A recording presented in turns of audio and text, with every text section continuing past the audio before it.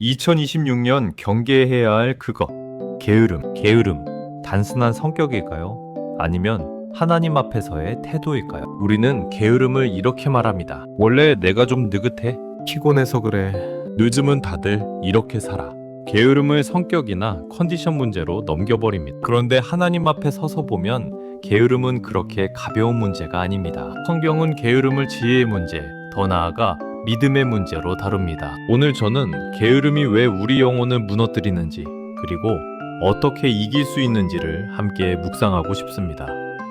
게으름은 아무것도 안 하는 상태가 아닙니다. 우리는 하루 종일 바쁠 수 있습니다. 일도 하고 책임도 다하고 사람들 보기엔 성실해 보일 수 있습니다. 그런데 정작 하나님 앞에서 해야 할 가장 중요한 일, 말씀, 기도, 회개, 순종은 계속 미룹니다. 조금 있다가 여유 생기면, 상황 나아지면, 이렇게 말하며 뒤로 미룹니다. 이게 바로 영적 게으름입니다. 바쁜데 게으른 상태, 움직이는데 가장 중요한 방향으로는 움직이지 않는 상태입니다. 잠언에 나오는 게으른 자의 모습이 딱 그렇습니다. 게으른 자는 말하기를 사자가 길에 있다, 사자가 거리에 있다 하느니라. 못하는 게 아니라 하기 싫어서 핑계를 만드는 겁니다. 위험해서가 아니라 귀찮아서입니다. 우리는 어떻습니까? 시간이 없어서요. 환경이 안 돼서요. 여건이 되면 하려고요. 정말 그럴 수도 있습니다.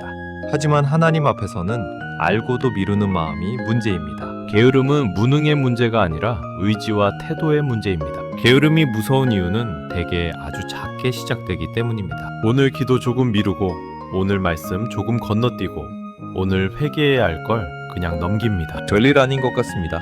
그런데 성경은 말합니다. 좀 더 자자, 좀 더 졸자, 손을 모으고 좀 더 누워있자 하면 내 빈궁이 강도 같이 오며. 게으름의 끝은 늘 갑작스러운 몰락입니다. 하루아침에 무너지는 게 아니라 매일 조금씩 미루다가 어느 순간 돌이킬 수 없는 상태가 되는 겁니다. 영적으로도 똑같습니다. 오늘의 작은 미움이 내일의 큰 무기력을 만듭니다. 게으름은 결국 하나님을 오해하게 만듭니다. 마음속에 이런 생각이 자리 잡습니다. 하나님은 이해해 주실 거야. 이 정도쯤은 괜찮겠지?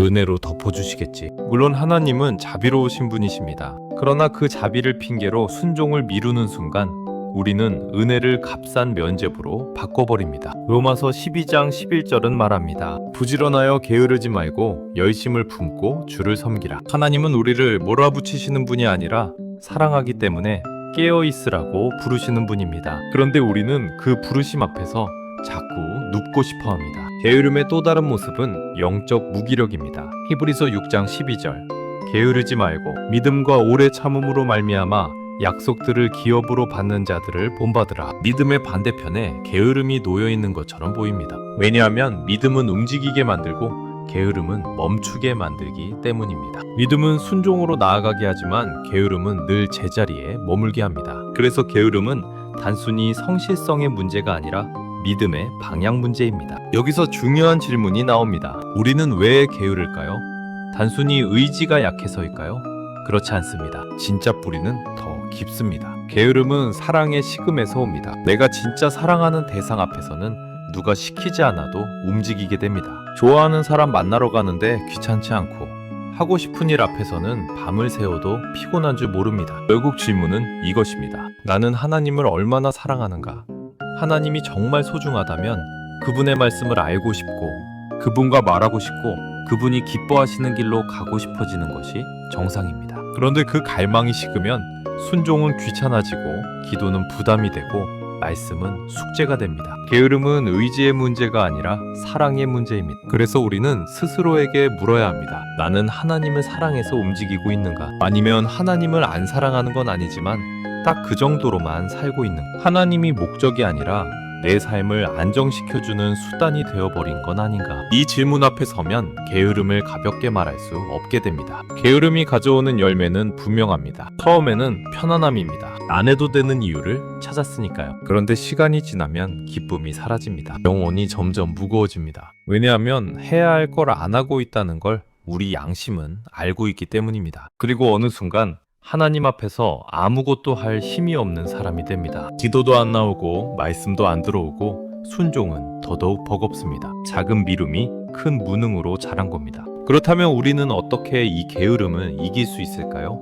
더 열심히 하자로는 안 됩니다. 왜냐하면 의지로만 버티는 열심은 오래가지 않기 때문입니다. 해답은 다시 복음으로 돌아가는 것입니다. 하나님이 나를 얼마나 사랑하셨는지, 어떤 대가를 치르셨는지, 내가 어떤 은혜로 여기까지 왔는지를 다시 깊이 보는 것, 십자가 앞에 다시 서는 것입니다. 내가 얼마나 큰 용서를 받았는지 깨닫는 순간 이 정도 순종이 뭐가 그렇게 아까울까?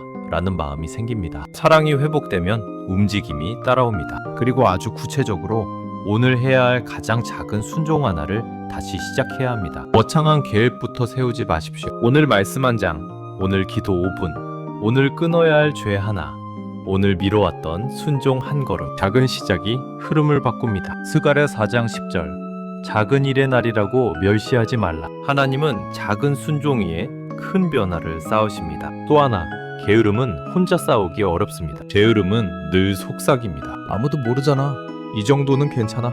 그래서 공동체가 필요합니다. 서로 묻고 서로 도전하고 서로 기도해주지 않으면 우리는 쉽게 다시 눕습니다. 히브리서가 말하는 것처럼 서로 권하여 그날이 가까움을 볼수록 더욱 그리하자. 깨어있음은 개인의 결단이면서 동시에 함께 지켜내야 할 싸움입니다. 이제 정리해봅시다.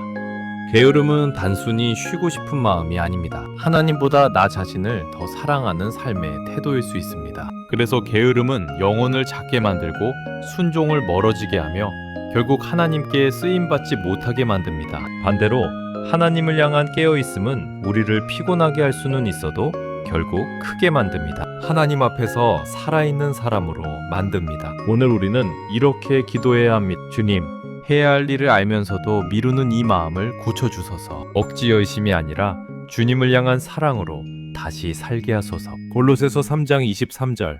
무슨 일을 하든지 마음을 다하여 주께 하듯 하라. 이 말씀이 게으름을 이기는 가장 깊은 해답입니다. 게으름은 우리를 편하게 하지만 결국 작게 만듭니다. 그러나 하나님을 향한 깨어있음은 우리를 힘들게 할 수는 있어도 결국 크게 만듭니다. 오늘 다시 일어나 하나님 앞에서 묻고 싶습니다. 주님, 제가 무엇을 위해 살기를 원하십니까?